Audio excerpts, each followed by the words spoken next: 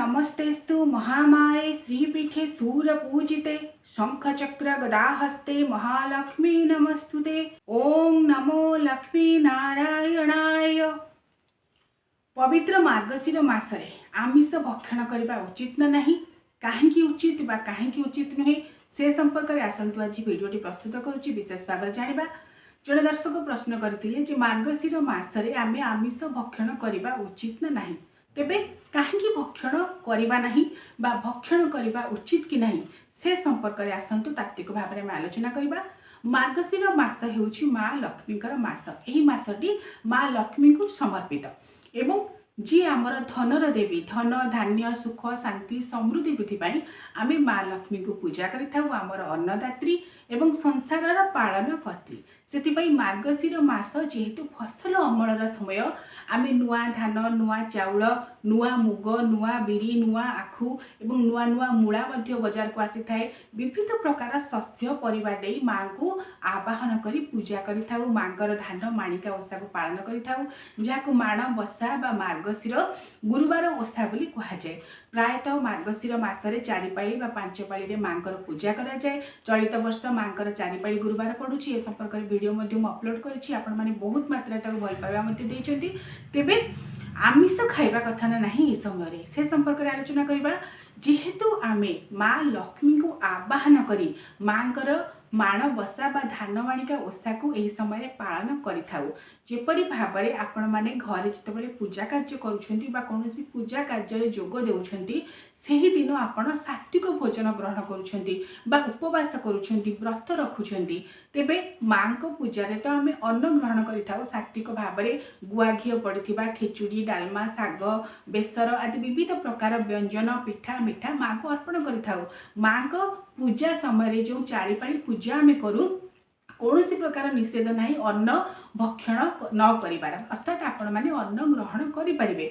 जहाँ माँ पाखे पूजा आपण करेंगे जेपरिक खिचुड़ी करें, कानिका करें, सादा अन्न माँ को दि जाए ना।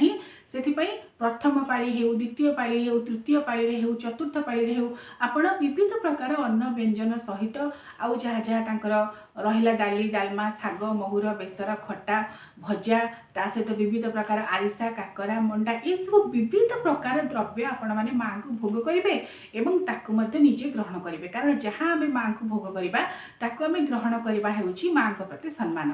तेणु एते खाद्य पदार्थ भोग व्यंजनर तालिका मध्यरे मनरे प्रश्न उठे मार्गशीर मासरे आमिष ग्रहण करवा उचित ना नहीं। यह केबे भी उचित नुहे। कहीं आमे जितेबाला पूजा करिथाउ व्रत उपवास रखिथाउ सात्विक भोजन ग्रहण करिथाउ। कारण उपवास जो दिन आमे करिथाउ उपवास साधारणतः निर्जला उपवास, फलाहार उपवास बा जल ग्रहण करी उपवास। तेणु उपवास समय पूजा समय साधारणतः सात्विक भोजन ग्रहण करने कह जाए। एवं विशेष भाव में आपण मैंने जदि कलशटी बसाई मार्गशीर मासर जो पाड़ी भी आपण मैंने पूजा आरंभ करूँ, मार्गशीर प्रथम पाड़ी को अलगी पाड़ी बोली अनेक कहती, मात्र संक्रांति ठारू संक्रांति जो मैंने पूजा करती से माने साधारणतः प्रथम पाड़ी ही माँकर धानमाण बसाई माँ को पूजा करते।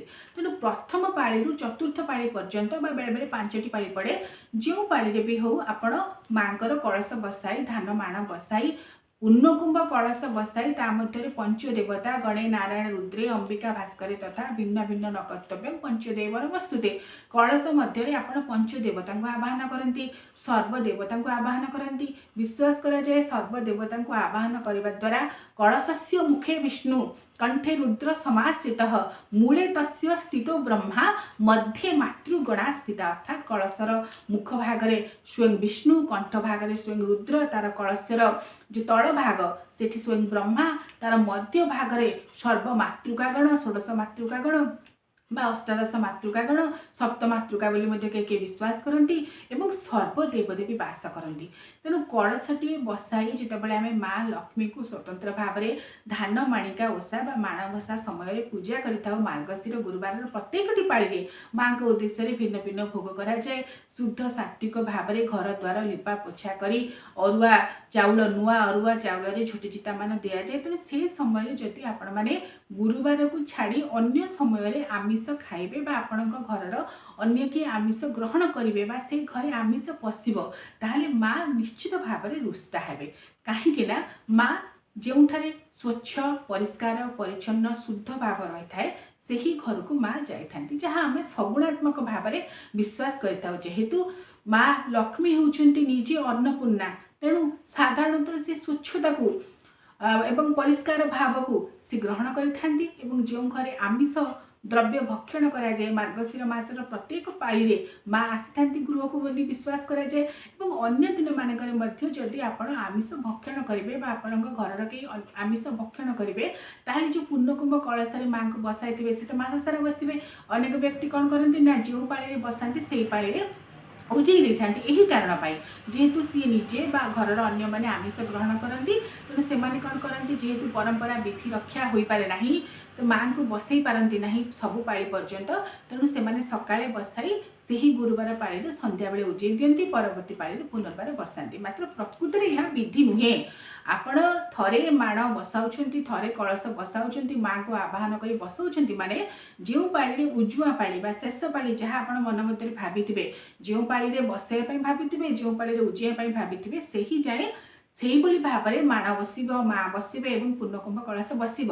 ଏବଂ ବିଶେଷ ଭାବରେ ସେହି ସମୟ ମଧ୍ୟରେ ମାର୍ଗଶିରର ଯେଉଁ ପାଳିରେ ବି ଆପଣ ମାନେ ଧାନ ମାଣ ବସାନ୍ତୁ ବା ଯେଉଁ ପାଳିରେ ଆପଣ ଉଠାନ୍ତୁ ବା ଉଜୁଆନ୍ତୁ, ସେହି ପାଳି ମଧ୍ୟରେ କେବେ ବି ଘରକୁ ଆମିଷ ଦ୍ରବ୍ୟ ଯିବା ନିଷେଧ। କାହିଁକି ନା ଏହା ମଧ୍ୟ ଶାସ୍ତ୍ରସମ୍ମତ ଉଚିତ ନୁହେଁ, କାରଣ ମାଙ୍କୁ ଆପଣ ଘରେ ବସାଇଛନ୍ତି ଆବାହନ କରି, ତେଣୁ ସେହି ସମୟ ମଧ୍ୟରେ ଆମିଷ ନ ଖାଇଦେଲେ କ'ଣ କିଛି ଅସୁବିଧା ହେଇଯାଉଛି?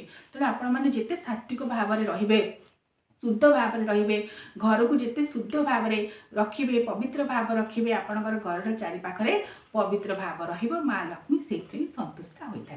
तेणु मार्गशीर मसने जो पाली ठारू आपण मैंने आरंभ कर धान माणिका ओषा जो पाली सारूँ जदि सर्वोपरि हो पार मार्गशीर मसर प्रथम गुरुवार पाली जदि मैंने आपण मैंने आमिष भक्षण न करेंगे, विशेष भाव में मार्गशीर मस आरंभ ठारू अनेक व्यक्ति आमिष ग्रहण करती नहीं, सर्वोत्तम। जपरी कार्तिक मास सारा अनेक व्यक्ति आमिष ग्रहण करती नहीं, पंचुक ग्रहण करती नहीं, सेपरी मार्गशीर मासरे जदि आप आमिष ग्रहण करेंगे ताहा आपणकर रुचिर कथा, आवश्यकर कथा, मात्र ताहा जेहेतु लक्ष्मी पूजार यह केबे ग्रहणीय नुहे।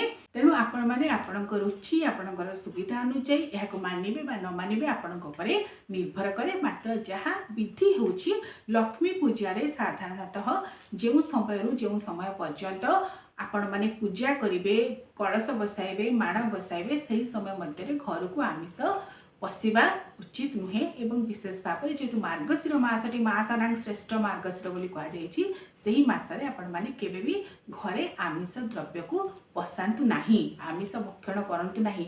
एवं जदि अन्य केही भी घरर आपण मानकर आमिष भक्षण करूछंती, जी विशेष भाव में जो स्त्री लोक माण बसाउछंती, माँ लक्ष्मीकर पूजा करूछंती, कारण माण बसाटा साधारणतः स्त्री लोक मानकर ओषा बोली कहा जाय। तेणु साधारणतः जी पूजा करूछंती सी केबे भी आमिष भक्षण करबा उचित नुहे।